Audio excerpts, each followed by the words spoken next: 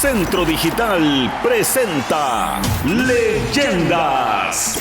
Dirige Alfonso Pocho Harb. Invitado Andrés Gómez Santos. Una producción de Centro Digital.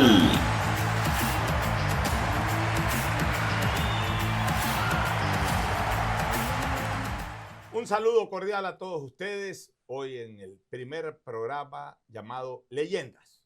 Es que justamente por este estudio van a pasar las leyendas del Ecuador que han dejado sus huellas en el Ecuador y el mundo, preferentemente en campos deportivos, pero también de otros lares. Y hoy tenemos un invitado especial, ni más ni menos que la gran leyenda del tenis ecuatoriano, Andrés Gómez Santos, un hombre que dejó en alto el nombre de Ecuador e hizo flamear la bandera nacional en los grandes eventos internacionales del tenis allá por la década de los 80. Vamos a saludar con Andrés y en primer lugar, Andrés, bienvenido y preguntarte a ti, ya vamos a hablar de tu vida y todo, pero yo quiero una primera impresión tuya sobre esta gran final que se vio el fin de semana pasado, un triunfo espectacular de Alcaraz sobre Sinner. Para muchos es el mejor partido de la historia. ¿Compartes ese criterio o consideras que sí pudo haber otro tipo de partidos superiores en cuanto a calidad en relación al que se vio el domingo pasado? Saludo a todos, muchas gracias. Fue un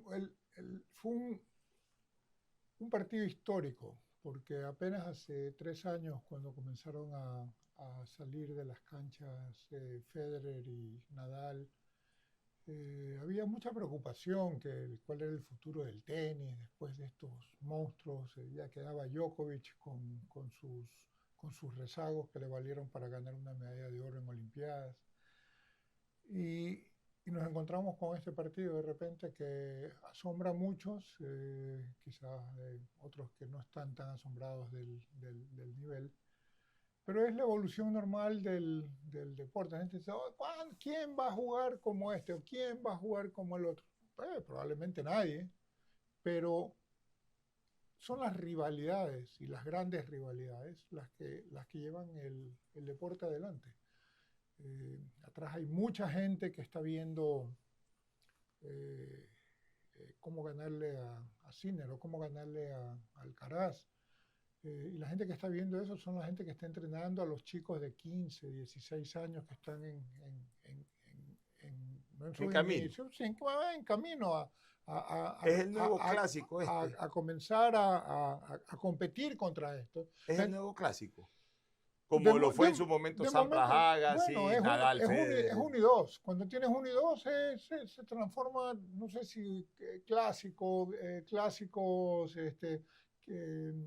pero una cosa Connors, McEnroe, Borg, McEnroe, o Lendl, McEnroe, o Becker, Edberg. Pero te digo una cosa, o sea, el ser 1 y 2 no es una condicionante para ser clásico, porque el 1-2 puede cambiar de una temporada a otra, sí, pero clásico es cuando los mismos rivales se enfrentan por muchos años y generan la expectativa mundial solamente por el hecho de que choquen. Pero es que van a ser normalmente los mejores los que van a tenerla. O sea, si Djokovic o Federer o Nadal no hubieran sido el 1 o el 2, quizás no hubieran competido tanto. ¿Por qué? Porque probablemente hubieran tenido otro tipo de rival o incluso no se hubieran encontrado en finales, sino en cuartos de finales. Oye, a mí me queda un vacío en la década de los 80, que fue incluso tu década. ¿Quién más autorizado para ti que tú para poder referir esto? Me queda un vacío de los clásicos en el tenis mundial. En la década de los 70, el primer clásico que yo recuerdo era Conor Borg. Y luego se metió en medio ahí McEnroe y también eran clásicos Borg-McEnroe.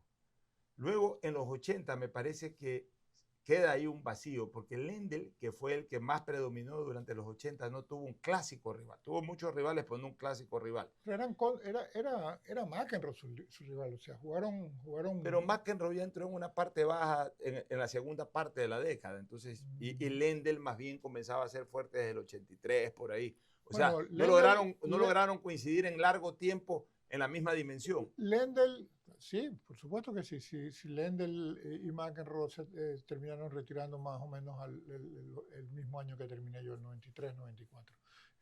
Lo que pasa es que el McEnroe ganó, sí, efectivamente, sus títulos principales en comienzo de los 4 o 5 primeros años de los 80. Y Lendl, coincidentalmente, gana su primero en Roland Garros, estando 2-0 y break abajo en el tercer set. La misma situación en la que estuvo Alcaraz la semana pasada. Y termina perdiendo en 5 sets.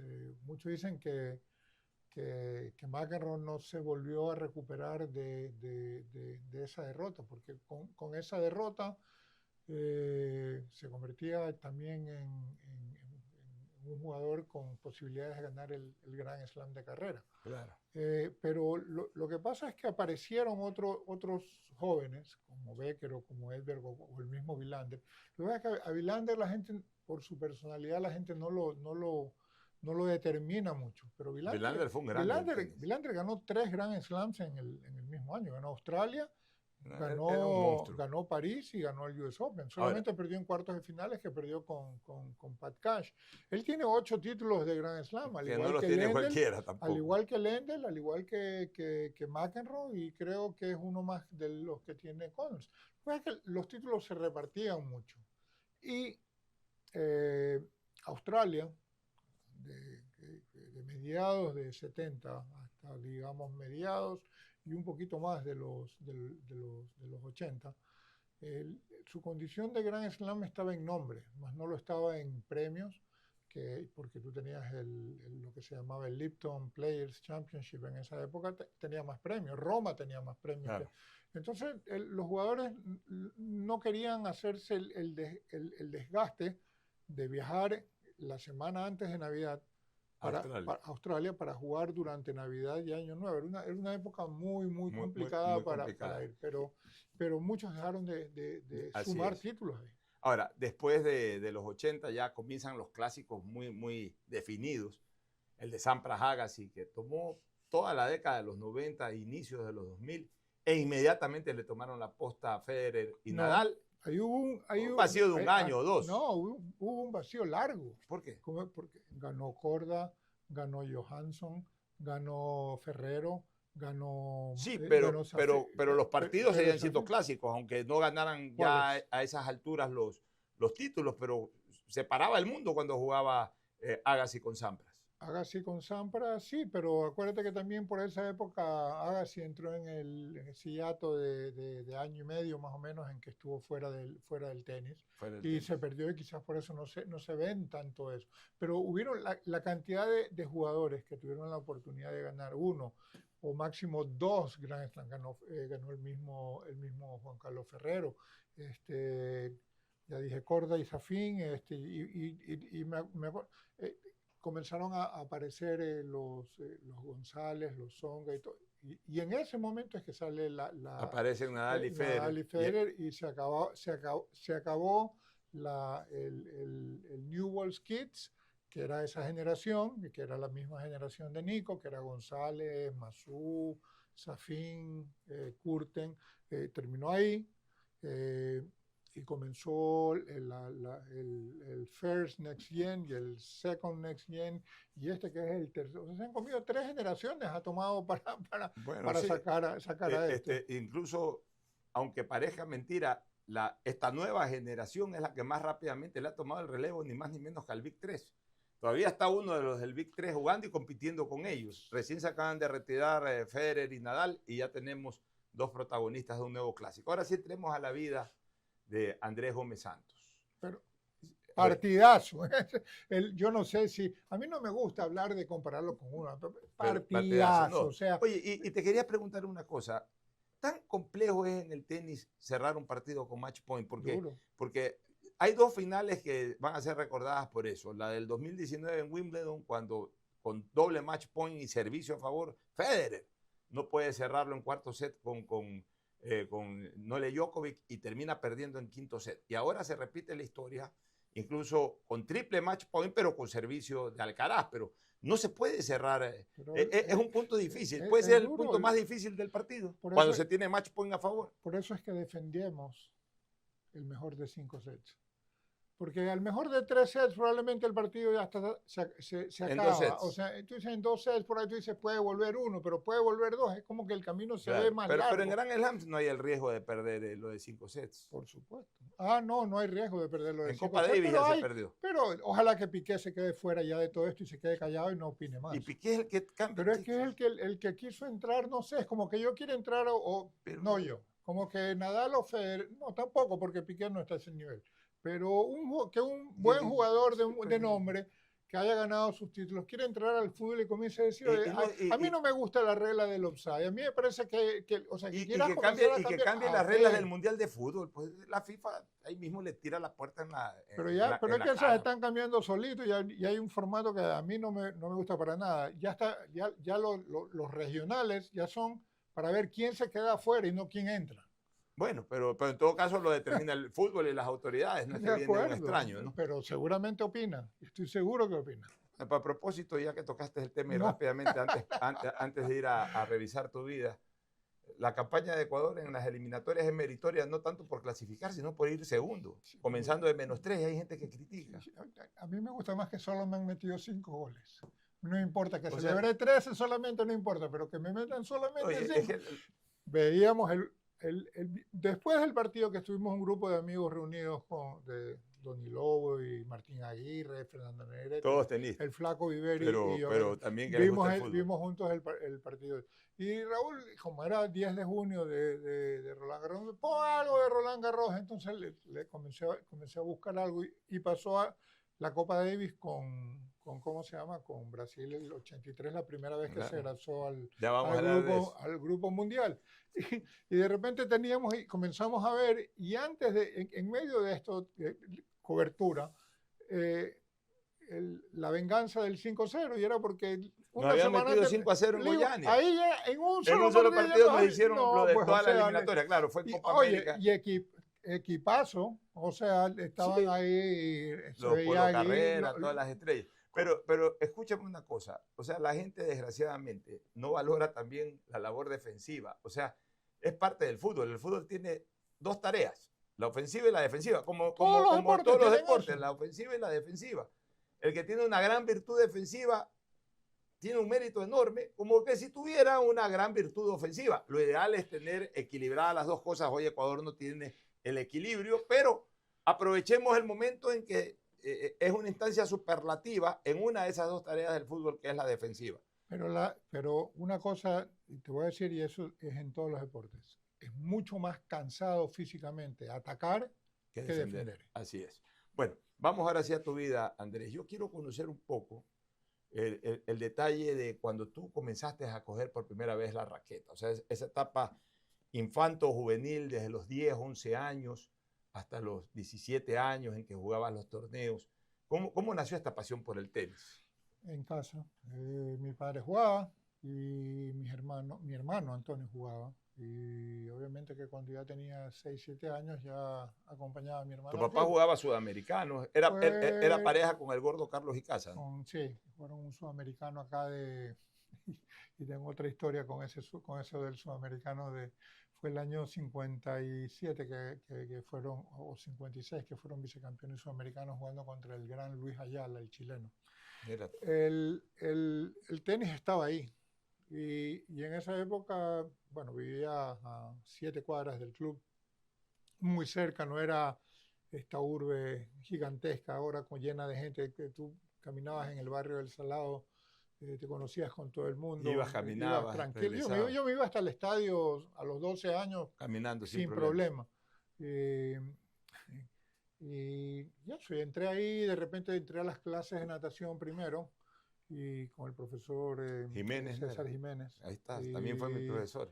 Y estuvo muchos años ahí, César. Y después la escuela de Miguel Olvera. Y me anoté, pero ya había cerrado la parte porque se acabaron los cupos y no pude entrar. Entonces tomé clases con Carita Borjas, tomaba clases. ¿Borja fue tu primer entrenador? 2 veces a la semana con Carita. Ya, ¿y con Miguel al año siguiente? No, terminó las vacaciones y ya pude entrar, o sea, hubo un torneo ahí, el torneo del invernal con todos los alumnos nuevos de la escuela, que lo ganó Javier Pino. Y Miguel me hizo jugar contra Javier cuando yo recién que quería entrar. Le gané a Javier y entré automáticamente a la escuela. A la escuela de tenis. Sí. Tu pasión por el fútbol también, y por el deporte en general, por el fútbol, por el tenis, también puede haberse generado porque en tu casa había vena de radiodifusores. Tu papá fue dueño de una importante, o gerente de una importante radio. El dueño era mi tío Rafael. Rafael era el dueño de Herrero. esta radio que se llamaba Cadena Radial Guayaquil, que las siglas constituían la palabra Caraguay. Sí. La gente habla de la feria de Caraguay. Sí. Es importante que sepan que Caraguay significa Cadena Radial Guayaquil. Guayaquileña. ¿Cómo se llamaba la radio? Rocafuerte. Mi papá comenzó en la cadena Azul y Blanco primero. Ya. Y que estaba frente al Parque Centenario, y después pasó a Radio Rocafuerte, que está en el Cerro Santana. Tú me contabas en algún momento que, siendo niño todavía, acompañabas a tu papá y a veces te metías a las cabinas de la radio en los estadios, o bueno, en el estadio, porque se jugaba solamente en los el estadio. estadios. Yo iba al Modelo, iba al Yello, iba al Coliseo, Bueno. iba al Huancavilca, yo iba a todos lados, ahí donde había narración y te metías. estaba ¿Y quiénes narraban ahí? Estaba Mauro Velázquez, ¿quiénes estaban ahí? Estaba Alfonso Chiriboga. Era el relator. Estaba Lauro Gonzalo Morales, estaba... Mauro estaba ahí. Claro, Mauro él era comentarista.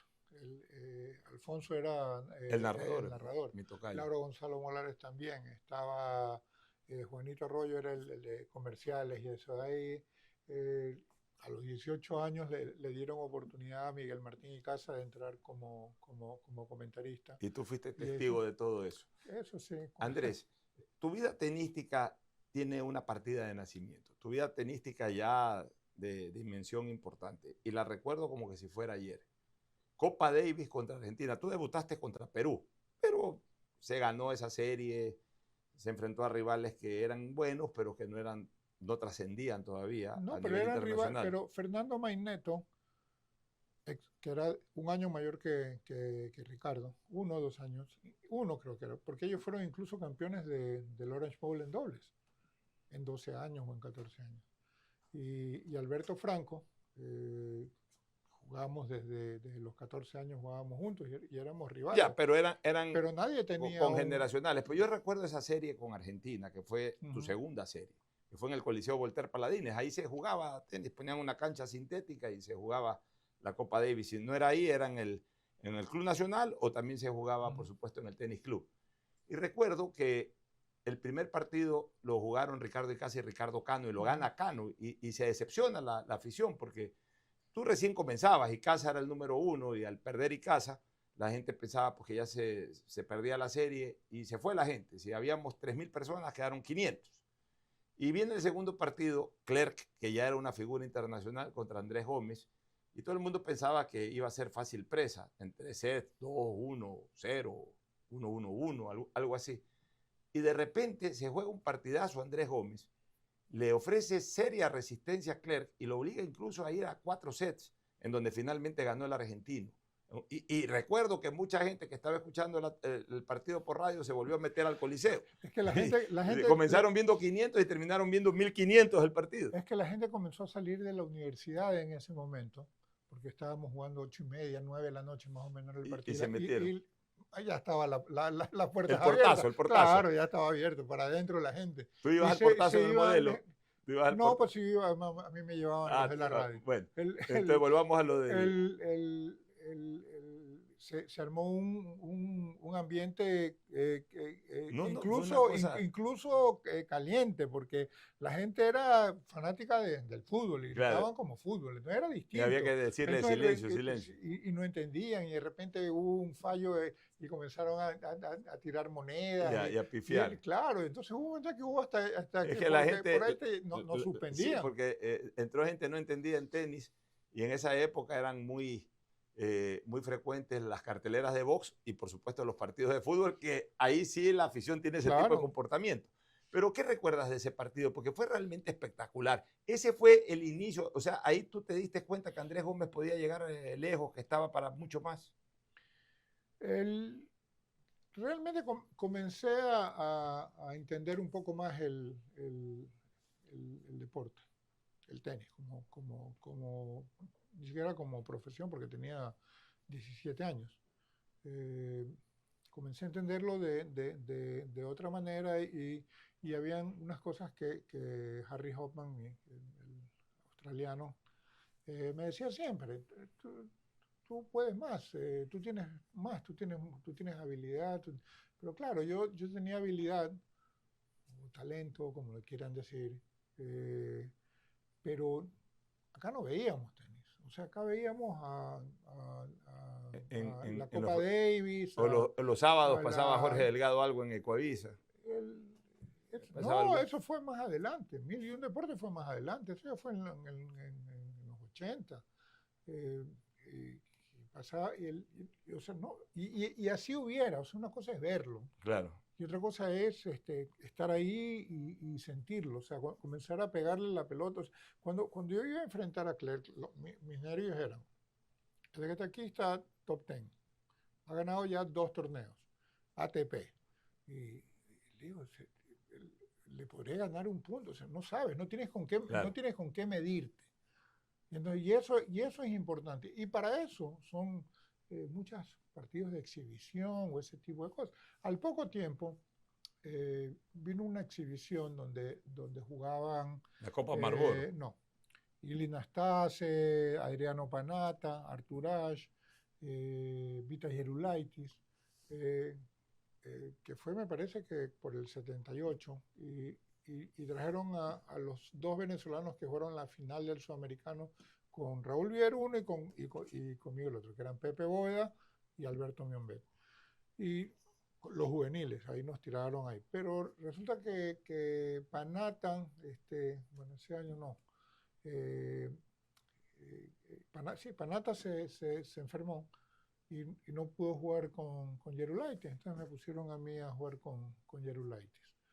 Y Vitas me dice, yo ya lo conocía porque yo había algo entrenado con él en Florida, en Hoffman. Y me dice, tranquilo que lo llevamos ahí. Lo llevamos y bien, o sea, medio pactado, era exhibición finalmente. Chévere, ¿ya? O sea, gracias.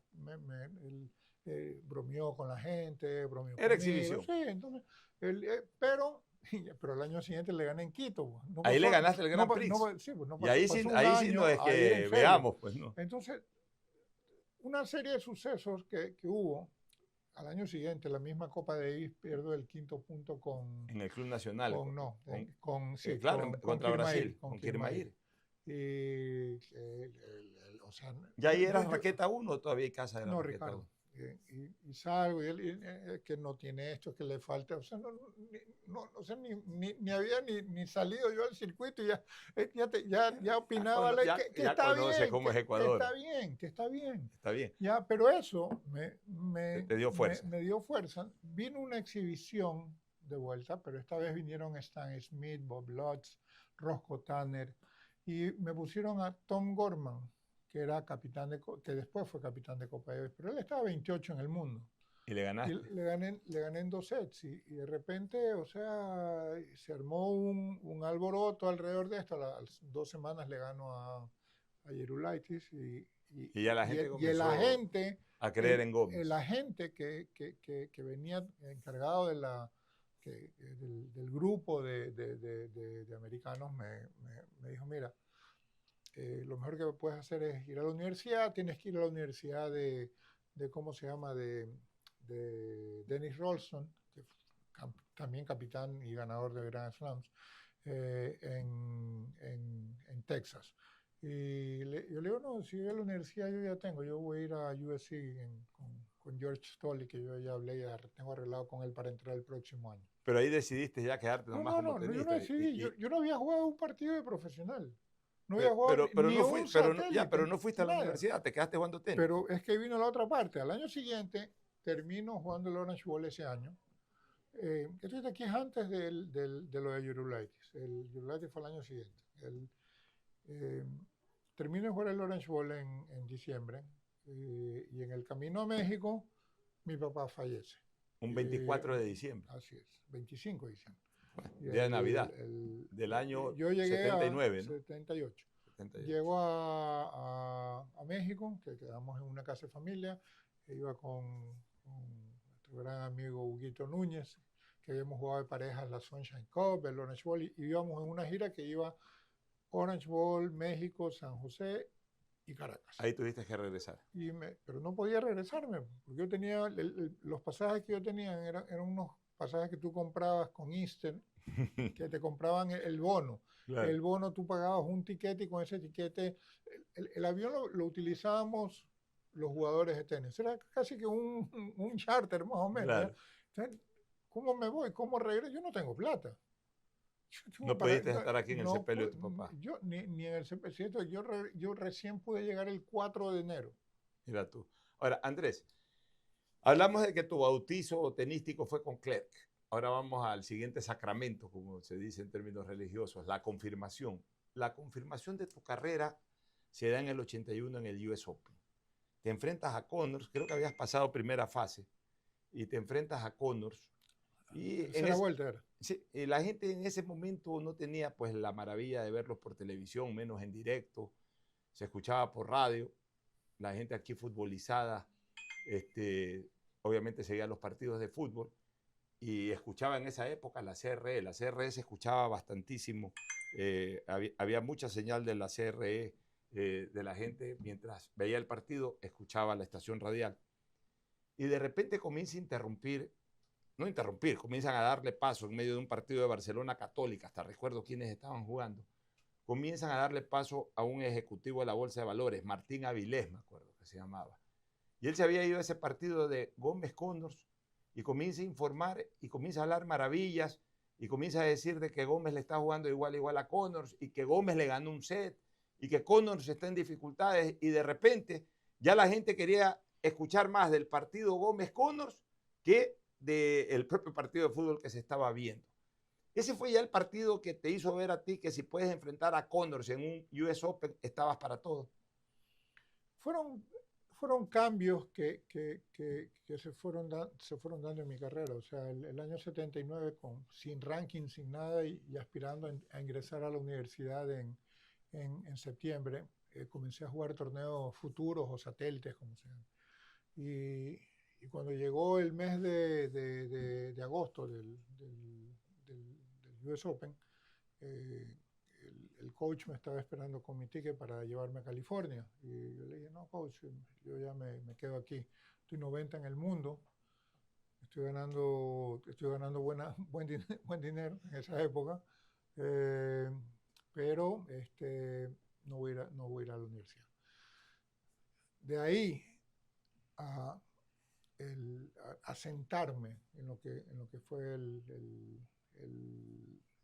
tenis, el tour y todo eso de ahí, fue duro, eran duros. O sea, habían lugares realmente que eran difíciles cuando tienes que ir a jugar Challengers o torneos así. Por suerte, solamente jugué 6 Challengers, no jugué más. No. O sea, no digo por suerte en el sentido de que salí rápido del circuito Challenger al circuito principal. Y en el circuito principal tuve éxitos inmediatamente y que al año 81, previo el partido con Connors, ya estaba 40 y tanto o sea, tú jugaste con Connors entre los 50, entre los 50 primeros del mundo, pero no tenía la connotación de lo que tenían los 50 primeros del mundo. En esta época, así es. Pero bueno, ¿y ese partido con Connors? Fue, tener que enfrentar o sea, el primero con 21 años recién cumplido, entras ahí y yo entro primero, camino a mi y de ahí entra Connors. Y se cae el estadio. El estadio se cae y le comienzan a cantar el feliz cumpleaños. Porque era el cumpleaños de Connors ese día. Y ya te intimida de por sí todo eso. Aparte que Nueva York como ciudad es una ciudad que te come. ¿Estaba Pancho Segura en ese partido? No. A ver, no sé si estaba con Connors. Claro, con Connors. Son cosas era, que era el entrenador de Connors. No creo que en esa época estaba, pero él siempre estaba en el US Open. Seguro que debe haber estado ahí. Seguramente debe haber estado ahí. ¿En qué momento tú sentiste en ese partido que podías contra Connors? No, estuve todo el tiempo. ¿Te acuerdas del score? Creo que el primer set gané 6-3. Tú ganaste el primer set. Sí. Y eso debe haber sido un golpe sorpresivo para todos los... O 7-6, no para recuerdo. todos los aficionados. Ya no me acuerdo tanto los scores como antes. Ahí fue cuando llamaron, o este señor Avilés hizo el informe para CRE. Gómez le acaba de ganar el primer set a Connors. Y ahí fue que la gente, ¿cómo? Y todo el mundo estuvo pendiente de eso. ¿Cómo se desarrolló el resto del partido? Él me gana el segundo y el tercero, pero eran peleados. De repente comencé a sentirme más a gusto en el lugar. El jugar en una cancha de 22,000 espectadores no es fácil. Y de nuevo, Nueva York no es una ciudad fácil. De alguna manera gano el cuarto. Mira, y lo obligas a 5 sets. Estoy arriba en el quinto, un break, que creo que era 3-1, una cosa así. La gente pues comenzó a...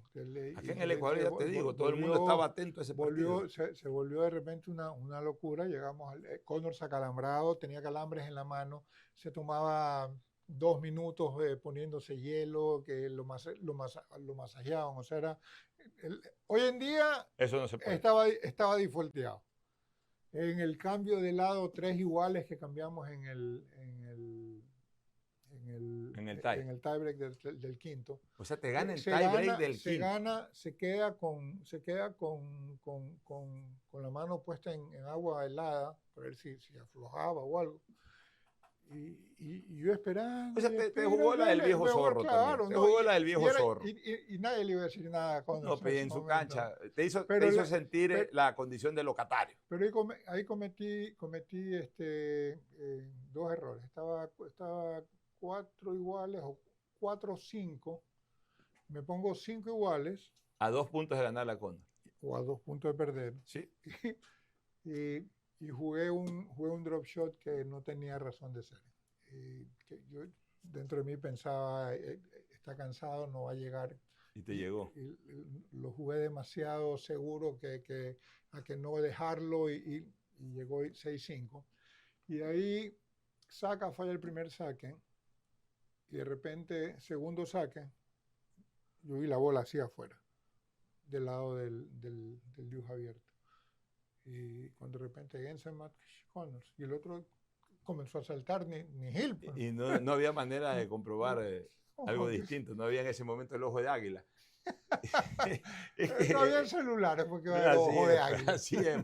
Pero para que la gente entienda la dimensión de lo que fue ese partido. No, eso cambió.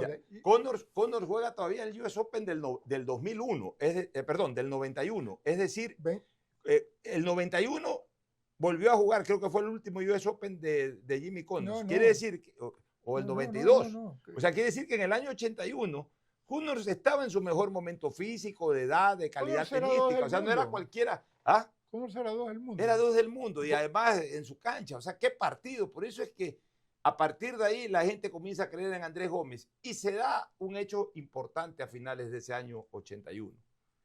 El Guayaquil Tennis Club organiza la revancha. En esa época seguramente era más fácil traer a estas élites del tenis y se juega un partido en la cancha de Arcilla 2 del Guayaquil Tennis Club que le pusieron estas tribunas que usaban antes para las corridas de toros. Le pusieron esas tribunas e inauguraron esa tarde esa cancha con el nombre de Pedro Pablo Gómez. Y recuerdo que después de una batalla impresionante en que le ganaste así mismo en 5 sets a Connors, dijiste que en esa cancha tú nunca ibas a perder. Así fue. Bueno, se jugó muy poco, no se jugó nunca más en esa cancha, pero no le iba a jugar a nadie tampoco. No le iba a jugar a nadie. ¿Pero qué recuerdas de ese partido? No, creo que fue el primer momento donde se comenzó a vivir el tenis de otra manera en el Ecuador. Televisión en directo. Sí, se transmitió el partido. Tenis. Presidente de la República presente. Presidente de la República Osvaldo Hurtado ahí. Presente. Connors, que era un nombre reconocido no en el mundo y en Ecuador por su asociación con Pancho Segura. Casi, y era ídolo. Casi traer a Connors era casi como traerlo a Mohamed Ali a pelear en un combate de boxeo. O sea, era súper ídolo a nivel mundial. Y incluso en esa época, Cóndor se da el lujo de venir en un avión charteado, o sea, vino en un avión privado. Bueno, ¿y el partido cómo se desarrolló ahí? Cuando de repente él se dio cuenta que la cosa era en serio, pues hubo que ponerse serio y 30 de diciembre. 30 de diciembre de 1981. Calor, pero de eso... Yo tengo imágenes y las saco siempre hoy en el deporte. Le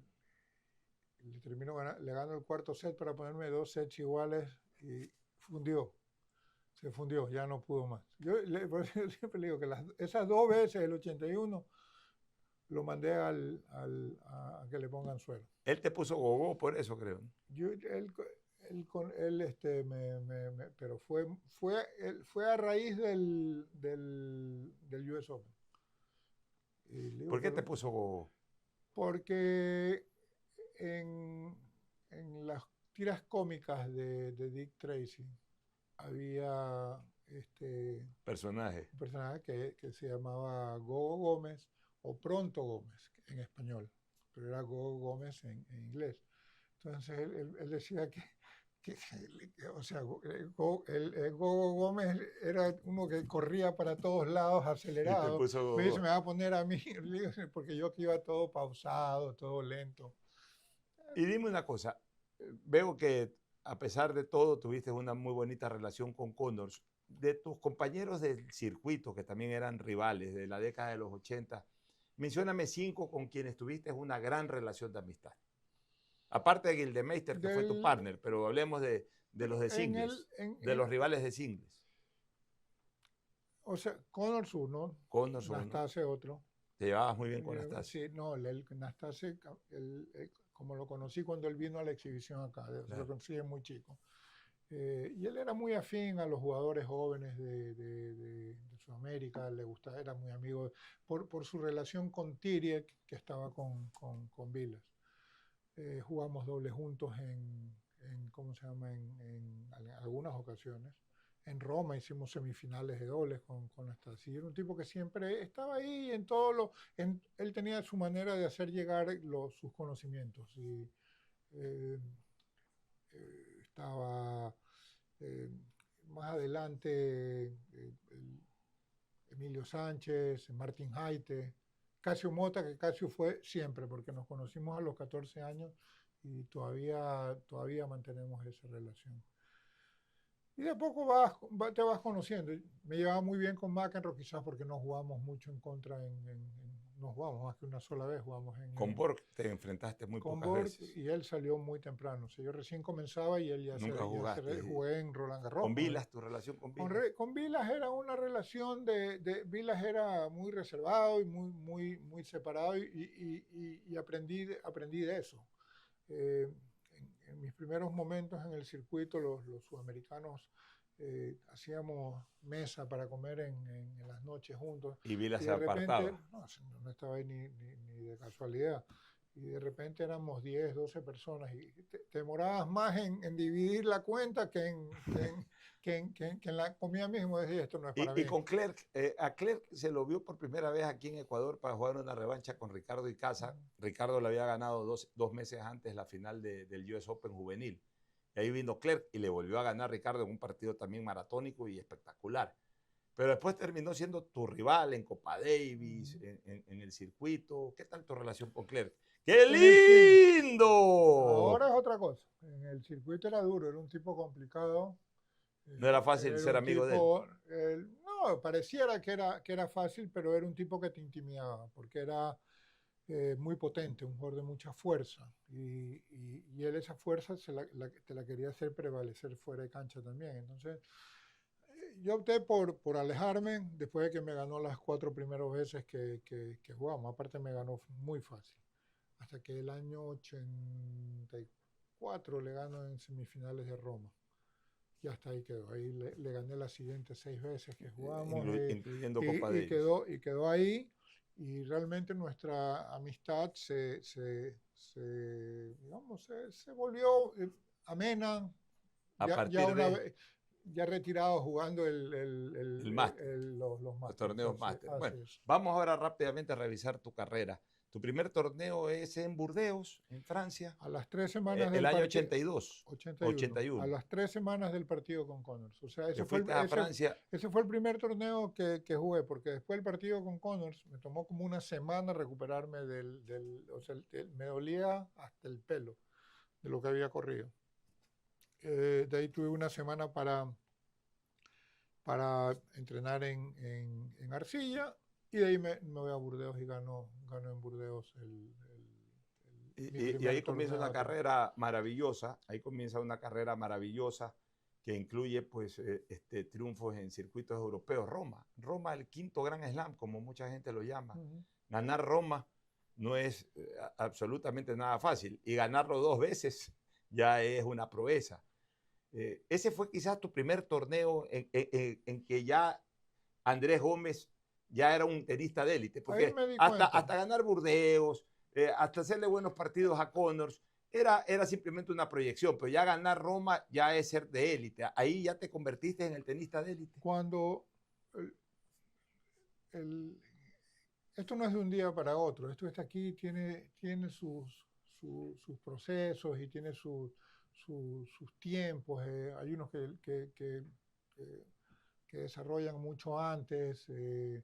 Un ejemplo de eso que voy a poner actual, que yo creo que puede pasar porque tiene el tenis, es Musetti. Para mí Musetti está a 2 o 3 años de alcanzar su nivel, y puede ser factor. Es un tipo que me gusta mucho. El, cuando llego a Roma el 82, me toca uno de los cuadros más difíciles que había tenido.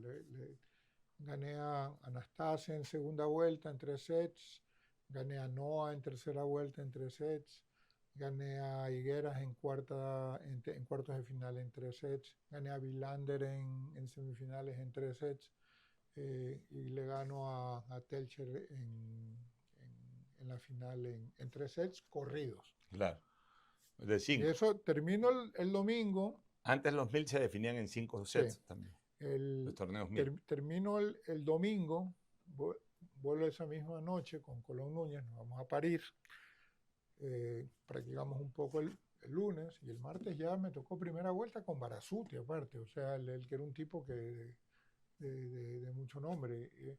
Y de repente como que no alcancé a asimilar mucho, porque no hubo tiempo de tanta cosa, pero de repente luego el partido con Barasuti, los italianos se comenzaron a acercar mucho, que sí, que el favorito del torneo, porque yo le gano a Villander, y Villander, que había ganado Milán en marzo, abril, una cosa así, también lo ponían como uno de los jugadores favoritos. Claro. Pero El es gran que Villander. Villander tenía 17 años.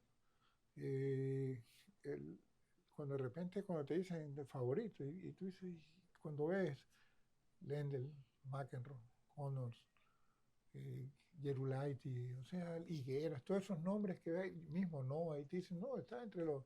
Tú estás entre Pero los ellos 3. jugaron ese torneo. Claro. Connors, que fueron siendo eliminados en el camino. No. Ya estoy en París, ya estoy en Roland Garros la semana siguiente. Pero digo, en Roma ellos jugaron ese torneo. No, Noah, Higueras, Villander. Pero por ejemplo, Nastase. ¿por qué no jugó Connors? ¿Por qué no jugó Connors y McEnroe no jugaban y hoy están arrepentidos de haberse saltado porque ellos preferían. Antes terminaba Roland Garros, jugabas Queens, había una semana y era Wimbledon. Claro. Y ahora hay 3 semanas de por medio. Y estabas contando de Roland Garros. Y de repente, favorito. O sea, te ponían favorito de Roland Garros. Terminó perdiendo con Peter McNamara en octavos de final, 11-9 el quinto. Ya venía reventado, porque no es que hubo la semana esa de por medio que hay ahora para descansar. No, esto aquí era como que comencé en Roma y se montó ¿cómo se llama? En París. O sea, tenía 11 partidos en 14 días. Ahora, vamos a hablar un poquito de Roland Garros, pero dejamos para el final el Roland Garros del 90. Lo que pasa es que ese año, Villander, para contestar tu pregunta inicial, Villander termina ganando el torneo. Le gana el del 82. El 82. Le gana la final a Vilas. Ya. Ahora. Y digo, a ver, yo la semana pasada le ganaste a Villander. Le ganó esto. O sea, le ganaste en Roma. Muy bien podía haber sido yo.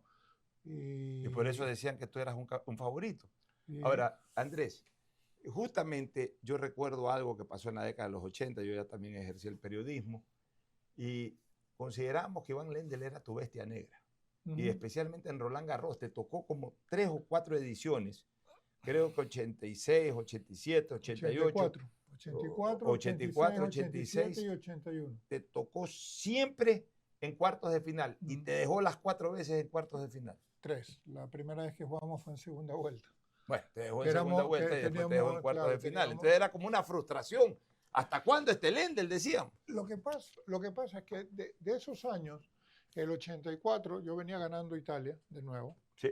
Y me sentía, pero, o sea, como eres favorito, yo sí me sentía favorito. Y decía, yo soy favorito.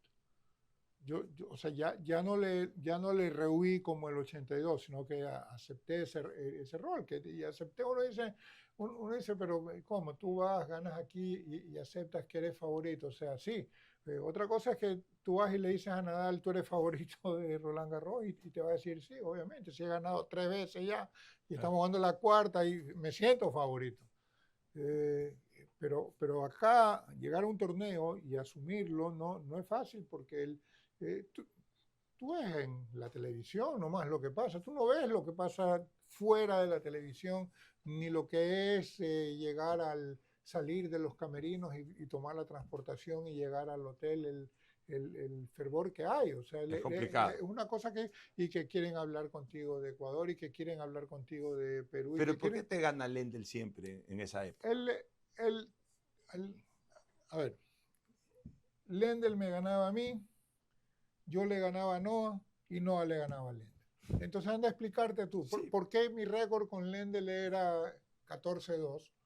¿Por qué mi récord con Noah era 10-1 a mi favor? ¿Y por qué el récord de Noah con Lendl era 9-6 a favor de Noah? Bueno, me salgo un poquito de Roland Garros. Teníamos los juegos, nuestros juegos cotejaban mucho. Era como el... y él era más fuerte, era como el más fuerte que yo era como físicamente. Era como ¿cómo es? El piedra, papel y tijera. Que entre todos se ganan. Sí, bueno, pero es que son tipos de juegos que se cotejan. Vamos a ir ahora a Estados Unidos. Andrés Gómez, entre el 84, si no me equivoco, y el 89, gana todos los torneos en Estados Unidos menos el US Open. Yo recuerdo que ganaste, creo que un par de veces Boston. Dice la biografía, tengo un libro tuyo hecho por mí. Pero de todas maneras la memoria siempre es un poquito frágil. Ganaste un par de veces Boston, ganaste Filadelfia. No, Filadelfia no. Boston, Indianápolis. Dallas y ganaste. Dallas, Indianápolis, Washington. Ganaste Washington, pero no pudiste ganar el US Open. Ganaste Forest Hill, que es un torneo también en Nueva York. Pero ¿por qué no se pudo ganar el US Open? Son otras... ¿La superficie te molestaba? No, es más, llegó un momento en que en una época precisamente entre el 85 al 89, donde jugué mucho más en cancha de cemento que en arcilla. Me comenzó a gustar más, me desgastaba menos, porque ibas a Arcilla y te tocaban ahí unos que te metían 15.000 pelotas y había que sudarla para ganar. Terminabas ganando 6-3, 6-3, pero te echaba 2 horas y media. Y en cambio en las canchas rápidas era un poquito más rápido todo, y desgastaba menos. Y te digo, a mí me gustaba y llegó un momento por esa época en que yo pensaba que tenía precisamente más chance de ganar en el US Open que el mismo Bueno, Roland Garros. de hecho, y esto es importante, es un detalle que la gente no lo recuerda mucho, porque cuando sale Andrés Gómez, sí, ganó Roland Garros, pues la gente no recuerda, y algunos no saben, que ganaste Roland Garros en dobles y ganaste el US Open en dobles también, y que fuiste el tenista número 1 del mundo como tenista de dobles y en pareja también con Hans Gildemeister. ¿Qué recuerdas de esos triunfos de US Open y de Roland Garros en dobles? El- el- Quizás fue un preludio de lo que pasa ahora, de los jugadores de singles que se cuidaban y no jugaban tanto El doble. el doble. El año 83, recuerdo que ganó un partido de segunda vuelta en Roland Garros y estaba jugando el doble. Y no es que un día juegas el single, no. Terminé de jugar un partido de 4 sets y 2 horas más tarde juego un doble. Terminamos perdiendo 11-9 el tercer set, terminamos casi a las 9 de la noche, hasta que llegué al hotel, te duermes y todo, al día siguiente descanso un poco de entrenamiento para ir a jugar al día siguiente. No pude, no, o sea, no al día siguiente, sino luego del día por medio, no pude jugar. Y ahí dije, no, yo no voy a dejar de jugar dobles, no puedo seguir Sí, pensando. pero tú en dobles eras el número 1 del Pero mundo. sí, pero no era no era, o sea, comenzó a afectar Tu desarrollo mi en singles. desarrollo en singles. ¿Por Pero- qué? Por las programaciones.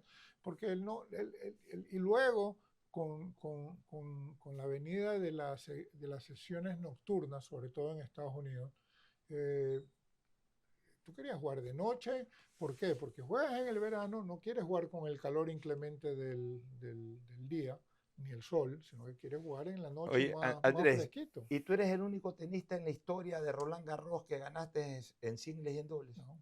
¿Quiénes más han ganado en Nova singles y ganó dobles? singles y dobles, Kafelnikov ganó singles y dobles. Hay varios, ¿no? Hay varios, no eres el único. No soy el Pero único. tienes... Y no soy el único ni en Y, Roland Garros, y, ni en Wimbledon, ni en ya, todos tienen y el trofeo de Roland Garros doble es parecido al del singles. No, Es una distinto. bandeja. Bueno, pues tienes la bandeja del doble y tienes el maravilloso trofeo de singles.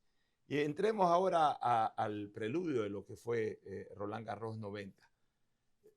Te consolidas totalmente en las canchas españolas, ganas Villa de Madrid, así se llamaba antes el torneo de Madrid, y sobre todo ganas 2 Condes de Godó.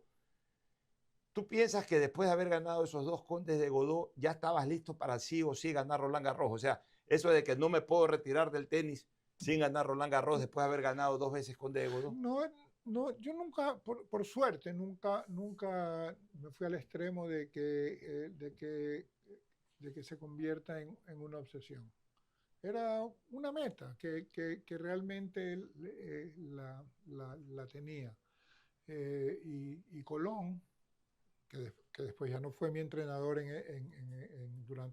siempre me dice, tú tienes un gran slam en tu cinturón.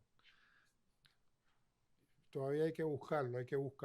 Cuando terminó nuestra relación y comencé a viajar con el Pato y ganamos, Colón obviamente que fue una parte fundamental. Y sigue siendo tu amigo. Nos vemos siempre. Estuvimos prácticamente desde el año 82 hasta el 88. O sea, fueron 7 años. Que fue tu manager. Que fue mi entrenador, no, mi manager era otro. Yo tenía, ¿Cuál es la diferencia de manager con entrenador? Manager es el que maneja la maneja parte de logística. de logística, la parte de exhibiciones. El entrenador es el que te está dando detalles. Sí, el que te ayuda a armar los calendarios de alguna manera, porque en esa época sí jugaba torneos y había años que jugaba singles y dobles bastante. El año 86, por ejemplo, yo jugué más de 120 partidos entre singles y dobles. ¿Sí? Y eso tira abajo un criterio que se manejaba en esa época. Yo no sé quién lo dijo, pero sí se lo repetía como lora eso, de que Andrés Gómez no era número 1 porque no le gustaba trabajar la parte física. Con la cantidad de partidos que jugabas en singles y dobles, más que demostrado que tenías una extraordinaria condición física. ¿Me viste tirado por calambre alguna vez en algún lado? No. Nadie. O sea, y peor en esa época que no habían redes, claro. Que no habían redes sociales de que te estaban filmando y que mira aquí no hace nada. Es que aquí somos especialistas en crear leyendas urbanas, ¿no? Eso es, Gómez no tiene la preparación física para ser número 1, o este jugador de fútbol es solo para segundo tiempo. O sea, si crean esas leyendas... Podía tenerlo mejor, puede ser que pudiera haberlo sido mejor, pero no es que no lo intenté hacer. Tu condición física siempre fue extraordinaria. A mí me encantaba estar en la cancha, a mí me gustaba jugar mucho. Había días, porque otra era de que no me gustaba jugar y que solamente iba y jugaba 1 hora. Me encantaba jugar, había días que yo tenía ganas y jugaba las 5 horas normales, que era el entrenamiento que hacíamos en Florida. Y de repente le metía 2 más al practicar saques, practicar drop shots, practicar tiros. ¿Y qué recuerdos tienes de Conde de Godó y Villa de Madrid? El Conde de Godó es un espectáculo, o sea, es una ciudad que sus características son parecidas a las de Guayaquil, entonces te sientes cómodo. El Real Club de Tenis Barcelona es un ambiente similar al que teníamos en el viejo Tenis Club del Centro. Socios que llegaban, socios que entraban a jugar, un bar muy ameno donde estaba toda la gente. ¿Te sentías en casa? O sea, me sentía totalmente a gusto. El personal encargado de camerinos te saludaban, ¡hey, campeón! Y además eres bicampeón, y Villa de Madrid distinto, lo que hoy le llaman la caja mágica. Totalmente distinto porque era otro contexto totalmente diferente. Más capitalino. Se jugaba en arcilla, se jugaba en el club de campo, que era un club que el torneo se estaba comenzando que en una época España pasó una época durísima, donde sus primeros jugadores eran Fernando Luna y José López Maeso. Que estaban en 50 para arriba. Así es. España despunta. España tiene su protagonista número 1, que fue Manolo Santana en los años 60. ¿Sí? Y de ahí ellos arrancan ya por los 90. Con Emilio Sánchez. Con Emilio Sánchez Vicario. Con Sergio Casal. Después Sergi Bruguera. Y ahí comienza realmente a consolidarse. Y más adelante ya viene Nadal y ahora tienen toda esta armada. Y antes de eso tenía a Moya y Ferrero. Moya y Ferrero, así es. Vamos ahora hacia Roland Garros. Roland Garros 90. Cuéntanos un poquito la campaña, la carrera hasta semifinales. ¿Qué rivales te tocó y en qué momento tú pensabas que de repente no llegabas? No, eso nunca pensé. O sea, en algún momento, algún partido no tuviste drama, algún partido no tuviste no estuviste cerca de perderlo. Primer año y por coincidencia no estuvo Lendl. Sí, no fue Lendl a ese torneo. Porque él quería ganar Wimbledon, que era el que le faltaba. Y se dedicó a prepararse. Comenzó a jugar en Saspe desde marzo, toda la temporada de arcilla la pasó entrenando Bueno, ¿y a quiénes te enfrentaste? Gané a Fernando Luna, precisamente, le gané a Chelo Filippini, le gané a Alexander Volkov, un ruso, que estuvo... ¿Todos ellos relativamente fácil? No, 3 sets, 4 sets a Volkov.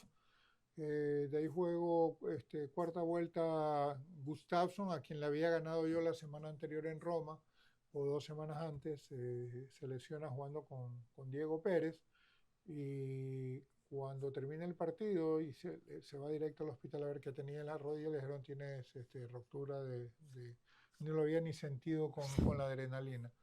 Entonces gané por WO ese partido.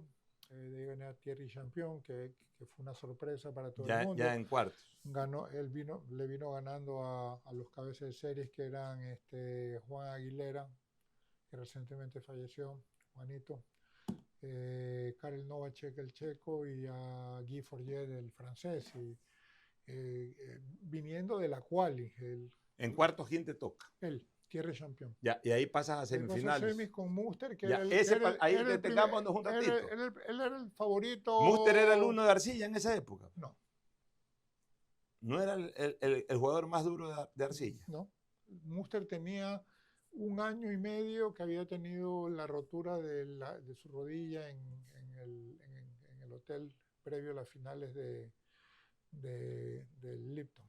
No sé si alguien me contó que era un hombre complicado en el trato personal. Sí, pero...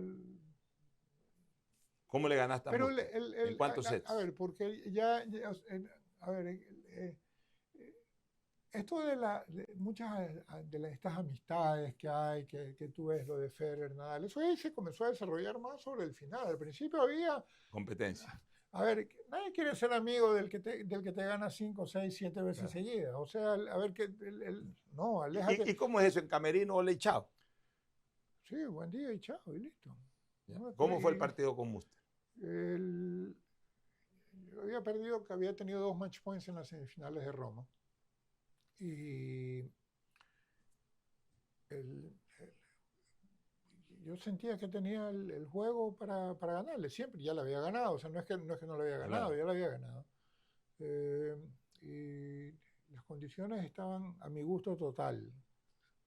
Primero, muy soleado, comenzó lloviendo y después se transformó en muy soleado y con mucho viento. Ya. ¿Y en cuántos sets le ganaste a Muster? En 3 sets seguidos. Yo los únicos sets que pierdo son con Volkov. Y con Agassi. Ahora Y sí, vamos al sigo con partido con Agassi. Agassi. De repente estás en la final, que fue algo histórico. En ese momento se traslada gente de Guayaquil, ya cuando estás en la final, tu hermano Antonio. Pero había gente ahí, o sea, no es Bueno, no gente que había, estaba había en Francia, gente, porque sí. además por último estaba cerca del Había Mundial de mucha, Fútbol. había mucha gente que del Mundial se venía, llegaron a la semana previa, antes de ir Por a eso. Italia. Pero también hubo gente que se fue de viernes a domingo. ¿Cómo se vivió ese partido?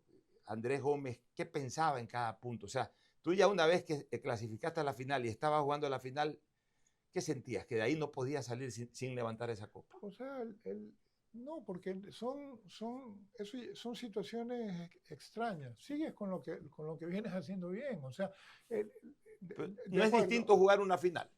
O sea, debe haber una diferencia entre jugar primera ronda y una final. Sí, está bien, pero por suerte yo ya había ganado 16 finales antes. Eso es importante. Y había jugado muchas finales y había competido mucho con rivales, o sea, con nombres, Connors, McEnroe, Borg, Becker, Wilander, Edberg, o sea, Agassi era un hombre nuevo que llegaba. Pero ayúdame a la memoria. Agassi no había jugado el año anterior la final con Chang. No. No fue Agassi. No. Chang le gana la final a Edberg. Ya. Y se levantó todo esto alrededor de él. Agassi favorito en la final. Por mí, encantado. Aprendí también que, así como acepté el 84, el favoritismo, también acepté el 90, que el rival sea el favorito. Que los otros sean los favoritos y yo no. A pesar de que yo era el que más partidos había ganado en tierra ese año, que había ganado 2 torneos, semifinales en otros, y listo, mejores. Aparte, yo andaba con mi esposo y con mi hijo y desaparecíamos una vez que terminaban los partidos. Iba con mi rutina, me masajeaba, comía algo. Al hotel, en el hotel hacíamos lo que... ¿Controlaste todo el partido o en algún momento se te fue de control? No, el segundo se me fue y todavía nunca he visto el segundo set. ¿Sí?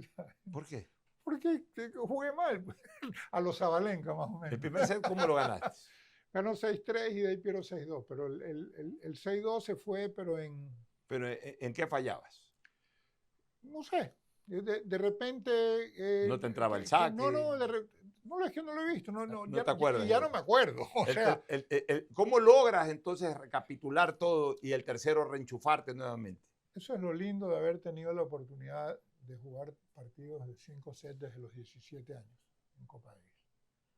Y eso es lo que, esos 5 sets que tenemos oportunidad nosotros, los ecuatorianos, los jóvenes colombianos o peruanos, los jóvenes de país, o sea, un francés o un español jugar Copa Davis a los 17 años tienes que ser Nadal, porque antes de Nadal vas a tener una cantidad de jugadores que ya tienen 22, 20, sin que sean veteranos, sino que, pero acá yo comencé a jugar a los 17 años, ya conocía lo que era jugar Copa Davis, sabía lo que era estar 2-0 arriba y perder partidos, y así sabía lo que era estar 2-0 abajo y ganar partidos. ¿Cómo ganaste el tercero? Tercero gané 6-4, le quiebro el primer game del tercer set, después de que había jugado, que según yo había jugado muy mal, comienzo y hay un un letdown. Que él bajó él un poco la intensidad del comienzo, por eso es que los comienzos de los sets son muy importantes.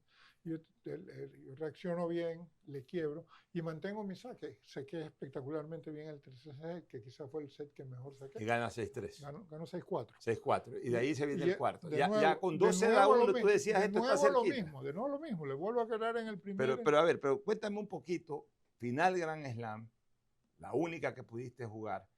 Te pones 2-1 adelante y sientes que estás. Yo me imagino que eso es más o menos como en los penales en el fútbol. Que falló el rival y tienes 2 penaltis, todavía tienes 2 penaltis para definir, que puedes definir en el siguiente. O sea, algo debe de darte confianza al ir 2-1 en una final sobre 5 sets. Sí, pero más lo que pensaba era seguir haciendo lo que estaba haciendo bien. Sin querer, seguir usando la táctica que me estaba dando resultados. No había para qué cambiar. Tomar la iniciativa del partido, tomar riesgos cuando había que tomarlos, cortarle el ritmo a él, no darle ritmo, que los puntos no sean repeticiones de más de 15 veces muy seguido, para ir aguantando el físico, porque de todos modos, pues... Ahora, cuéntame el match point. Llegas al match point, creo que lo definiste en el primero. El primero, sí. Cuéntame, ¿qué pensaba, qué sentía Andrés Gómez cuando tú estabas sirviendo? Sí. Tú cerraste sirviendo. Sí. Ya, cuando estabas boteando la pelota en match point, un puntito y ganabas el Grand Slam, ganabas tu sueño, cumplías tu sueño de ganar Roland Garros. ¿Qué pensabas en el momento en que estabas boteando esa pelota para servir en el match point? Saque abierto, me viro de derecha y la tiro paralela. O sea, tu pensamiento era técnico, no emotivo en ese momento. Lo que había hecho toda mi vida. Está bien, vida. pero por eso digo, tu pensamiento en ese momento, o sea, cuando boteabas la pelota, tú estabas concentrado absolutamente en la parte técnica. O sea, no se te vino otra cosa. Chuta, voy a ganar. O sea, 100% metido en la jugada, nada más. Que te sea totalmente por favor. No me acuerdo. Mira eso. Estaba en otro lugar, estaba en otra zona, estaba metido en otra cosa. Bueno, ¿y cuando? Quizás veces hubieron veces que estuve en esa zona de jugar y eso hay que cerrar los ojos y la bola entraba. Como cuando le gané a Noah 6-1, 6-0 en Indianápolis en semifinales. Hubieron partidos que fueron así, simplemente... Salía todo. Sí, y mientras menos piensas, mejor. Simplemente vas o sea, el saque abierto, correrme un poquito para la derecha, tomar la bola con la derecha y tirarla al lugar abierto, o sea, desde los 14 años hasta los 30 que tenía, no sé cuántos, los tengo que haber hecho 1 millón, 2 millones de veces. Bueno, y cuando... Entonces tienes que ir con eso, tienes que ir con lo que porque ahí no te da chance a hacer algo distinto, que es cuando cometes el error, igual puedes fallarlo. Pero bueno, pero por porcentajes, claro. Es lo que te... ¿Y qué se le vino a la mente y qué sintió, más allá de la inmensa alegría, pero algún sentimiento especial cuando se produce la jugada, como dice Kenny Castro, game, set y match, y te das cuenta que has ganado Roland Garros? ¿Qué pasó en ese momento? No vi al Andrés Gómez que se tiró al piso, nada, pero sí vi un Andrés Gómez que comenzó a saltar de emoción. Pero, ¿qué se te venía? ¿Quiénes, qué personas se te venían a la cabeza en ese momento? ¿Tu papá? Primero, o sea, no me acuerdo. No me digas que te dio amnesia de ese momento. En ese momento, o sea, estábamos hablando el otro día y me decían hablábamos de la embajada, o sea, no me acuerdo. Me acuerdo que estuve ahí. Claro. La recepción acá, o sea, no, me acuerdo que estuve ahí, pero tú me dices, pero ¿cómo no te vas a acordar de este momento? Bueno. En ese momento lo que sí, primero fue alivio. Te sacaste ese peso de encima. Ya, me saqué ese peso encima, ya y después de estar saltando, es que me viro a mi box donde estaba mi esposa, estaba mi hermano, estaban mis primos. Tu primer hijo estaba ahí, ¿no? Recién Él no nacidito. no, tenía 2 años y medio ya. Él no ¿Cuál es él el no niño que estaba. está con tu esposa ahí? No es Emilio, es Juan tu Andrés, no, Juan el mayor, Andrés, tu sí. mayor, tu Y hijo mayor.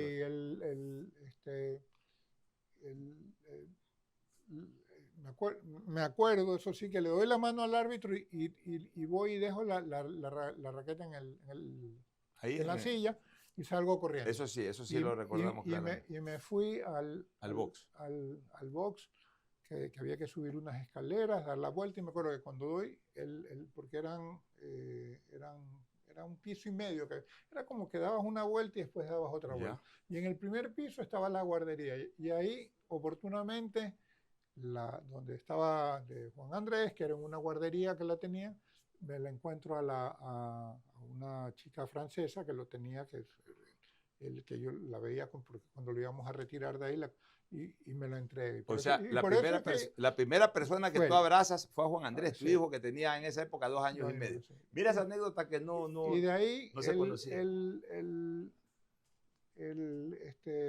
Por eso es que cuando salgo por la puerta salgo con él en brazos. Claro. Pero me lo entregó ella. O sea, tú lo llevaste al ella, box a él. Claro. Y de ahí cuando lo veo, se lo entrego a mi esposa, que ya lo agarró, pues ya se quedó, la nena se quedó con él. Y hola, abrazo. Yo recién veía a ese grupo de Guayaquil que había llegado esa mañana. Ahí en ese momento. En ese momento. O sea, recién lo saludaba. Porque cuando hablo el viernes después del partido, Antonio me dice que voy.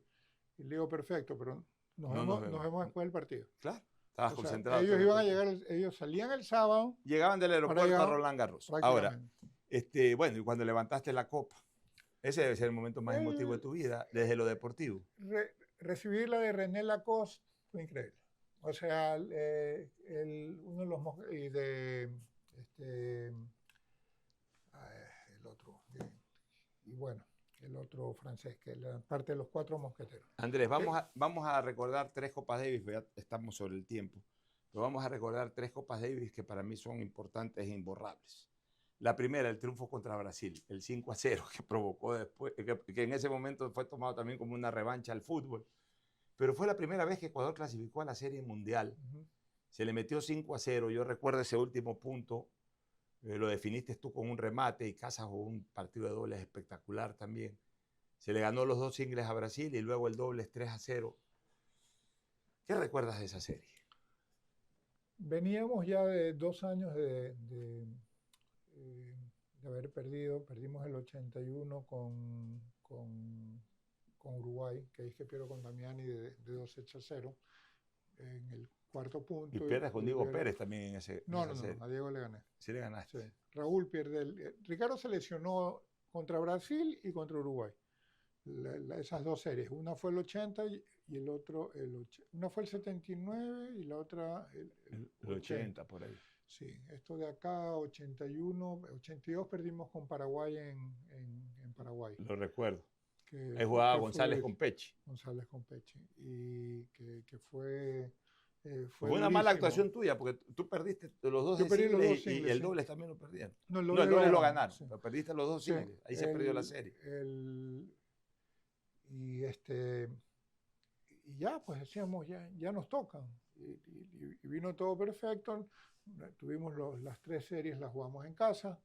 Ganamos fácil creo que eran canadienses. Los números daban para estar optimistas de ganarle a Brasil, porque creo que tú en esa época ya estabas sobre Kirmair y sobre Casio Mota, ¿no? Tenía esa revancha con Kirmair de que me había ganado 2 años y Ricardo, de esas cosas que también tiene el tenis, tenía récord favorable con Mota. Sí, pero juega 12 bares el single. No juega Mota, Mota juega el doble. Ellos eran 5 en el mundo ese año, y de hecho clasificaron al Masters a final de año.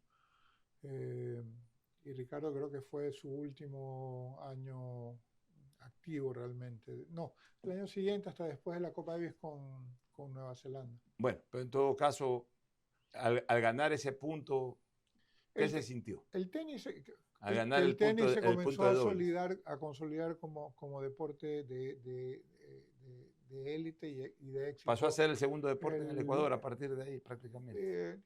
Y de que creo que todos esos logros comenzaron un poco a ir a favor del resto de equipos, porque ya no era un logro individual, ya comenzaron a hacer logros de equipo, y eso es lo que comenzó a Ahora, animar a la gente. Viene la Copa Davis triste contra Checoslovaquia. A ver, esa fue ya en el año 85. La última, después de ganarle a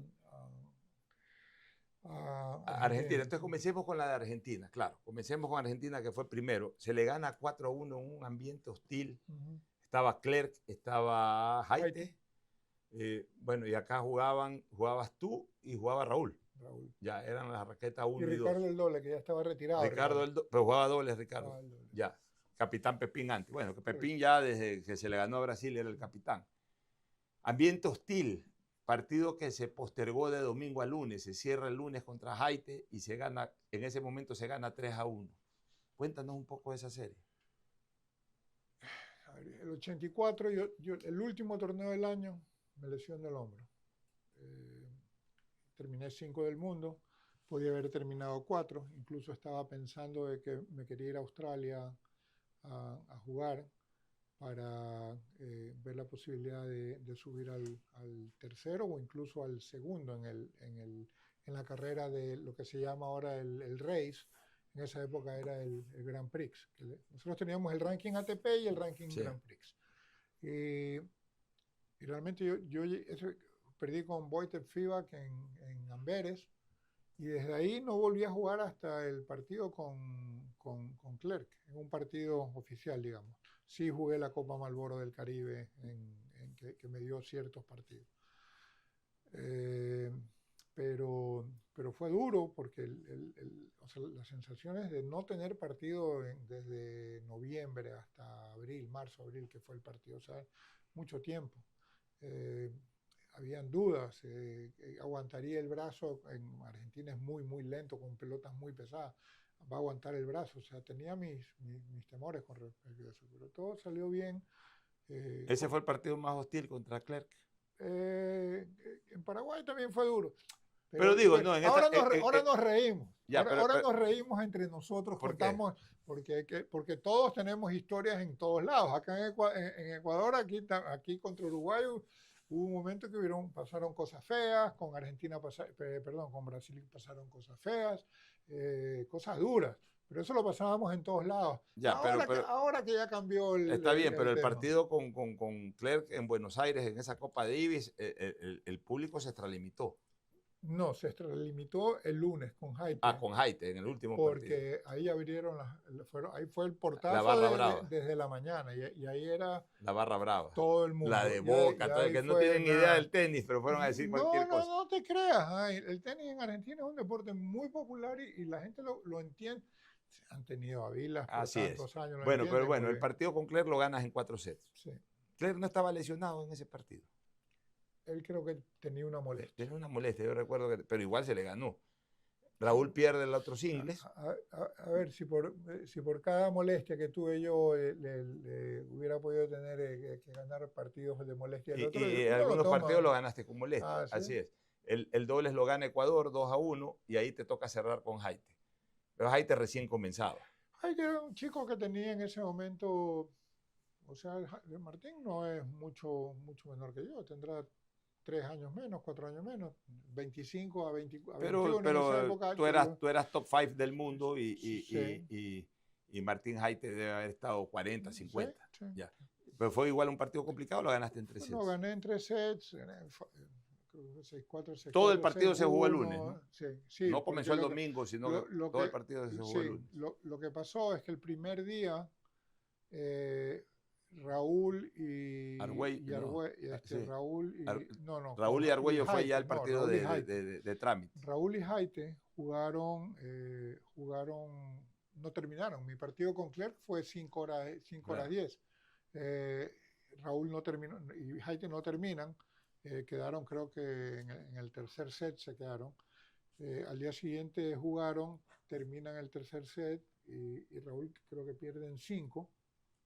Y por reglamento Jaite iba a jugar el doble, no podía jugar el doble porque ya había jugado 3 sets. Entonces el partido de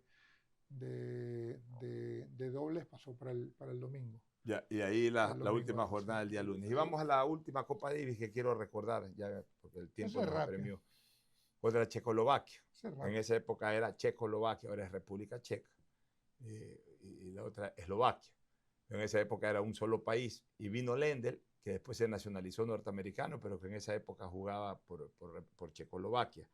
Hubo mucha ilusión y rápida desilusión, porque te lesionas. Creo que estaba jugándose el primer set. Sí. ¿Qué pasó? ¿Hombro? No. Yo venía con una molestia en el muslo. Ya y si ves imágenes Te desgarraste. cuando juego la final de Indianápolis, que pierdo con Lendl, ya se ve una venda grande y eso de ahí a mí me molestó, comenzó a molestar en la temporada de tierra en Europa. Y se agravó durante la temporada previa al US Open.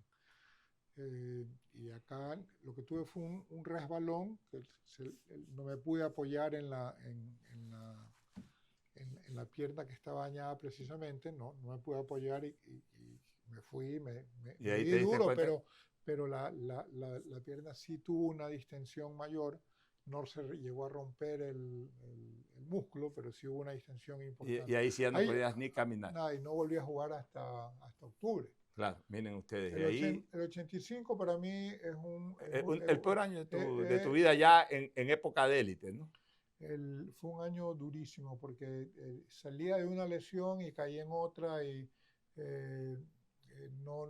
nunca pude encontrar un ritmo de juego. Hasta el final, que fui en octubre, comencé a jugar unas exhibiciones en New Jersey. Ya preparando más el 86 que otra cosa. Bueno. Pero solo para terminar, para que veas cómo el tenis es una cosa de 52 semanas. Termino yendo a Asia, juego Tokio y juego Hong Kong. Termino ganando Hong Kong, jugando bastante bien. Y a pesar de todo eso, porque esporádicamente hice 2 semifinales en Chicago y en... O sea, tampoco es que te desconectaste de buenos resultados. Es que seguía, claro. es que tuve 10 resultados buenos. Pero ese año no ganaste ningún torneo. Solo Hong Kong. Solo Hong Kong en finales del 85. Casi en noviembre. Y me quedé ubicado como ranking, me parece que fue 13. Igual jugaste 3 Masters, ¿no? Jugaste Master 82, fue el primero, que fue una sensación acá. 82, 83, el 84 me lesioné, tuve que salir. O sea, de ahí jugué el 85, 86 y 90. Miren ustedes. Clasifiqué 6 Masters y jugué 5. Ese de ahí, que terminé 13º, yo me fui temprano a entrenar a Florida y el Masters era a mediados de enero. El ingeniero León Férez Cordero me invita iba a Washington, me invita a que sea parte de la delegación de él, que lo acompañe a una visita en la Casa Blanca. No fue en la Casa Blanca, fue donde está Secretaría de Estado, o sea que es el primer lugar importante de cosas oficiales. Y estaba ahí y de repente me llama, estaba Rafael García, me dice, oye, acaban de llamar a decir que Connors se ha retirado y que tú has entrado en el Masters. Te enteraste por un amigo increíble. No, porque estaba ahí por parte de la delegación, no sé si con qué teléfono y cómo los conectaron, pero tenía que... porque nadie sabía dónde estaba yo. Claro. Yo me fui, no es como ahora que tienes que decir dónde estás, incluso en vacaciones. ¿Y a qué hora juegas? Me dice, 9 de la noche. ¿Y qué hora es? Son las 3. Y dice, tienes un vuelo a las 5.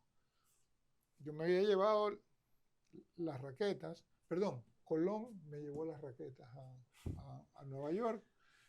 Me toca contra LeConte, le gano 6-3, 6-2. Después jugó con Crick en cuarto de final, le ganó 6-2, 6-2. Y me toca con Lendl y me gana en semifinal.